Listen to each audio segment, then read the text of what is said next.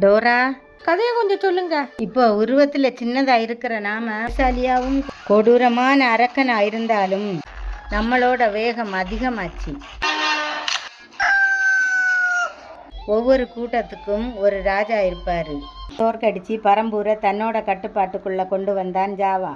பரம்பூர் ராஜாவை தோற்கடிச்சு தன்னோட அதிகாரத்தை நிலைநாட்டிய சிசிலி 5 வருஷம் ஆட்சி புரிஞ்ச ஒரே ராஜா. தோனி அரிய இனமான அருவான் இனத்தை சேர்ந்தவர். எனக்கு அதனால தான் ராக்கெட்டுன்னு பெயர் வச்சாங்க.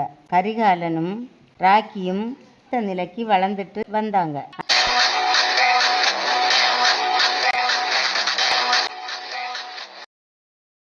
கரிகாலனும் ராக்கியும் ஆட்சி செய்யும் வயதில் இல்லாத காரணத்தால் பரம்பூருக்கு ஒரு புதிய அரசன் தேவைப்பட்டான்.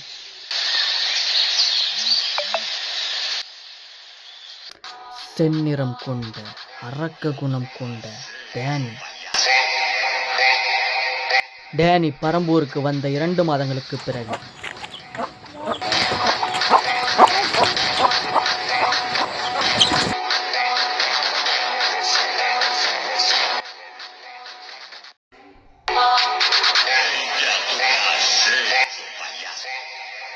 பரம்பூரில் கரிகாலன் ராக்கி மட்டுமில்லாமல் அனைத்து சேவல்களும் இளம் வயதில் இருந்ததால் டேனி எந்த தடையும் இல்லாமல் போரும் இல்லாமல் முடிசூடா மன்னன் ஆனான்.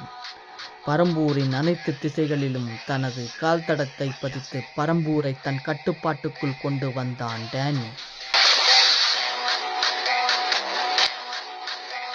ரீனாவின் அரவணைப்பில் இருந்து விரட்டியடிக்கப்பட்ட ராக்கி தன்னுடைய இளம் பருவத்தை தனிமையிலேயே கழித்தான். கிங்டமின் அரசன் டேனி தனக்கு கீழிருந்த அனைத்து ராணிகளிடமும் குழந்தைகளிடமும் கடினமாக நடந்து கொண்டான். கிங்டம்க்கு கிடைக்கும் உணவில் பாதியை தானே சாப்பிட்டு தன் அதிகாரத்தை நிலைநாட்டினான் டேனி. டேனி மூலம் பல வாரிசுகளை பெற்றெடுத்த ராக்கெட் தன் பிள்ளைகளை வளர்க்க மிகவும் சிரமப்பட்டாள். டேனியின் ஜாடையில் இருந்தார்கள். எவ்வளவு பாதுகாப்பாக வளர்த்தாலும் அதில் பாதி வாரிசுகள் காக்கைகளினாலும் பூனைகளினாலும் வேட்டையாடப்பட்டன.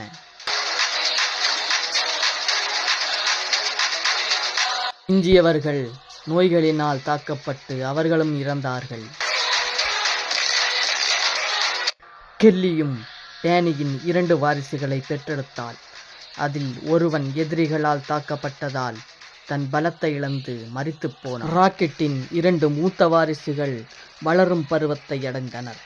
பல ஆபத்துகளை கடந்த இருவரும் சென்னைக்கு வளர்ப்பதற்காக அனுப்பி வைக்கப்பட்டார்கள்.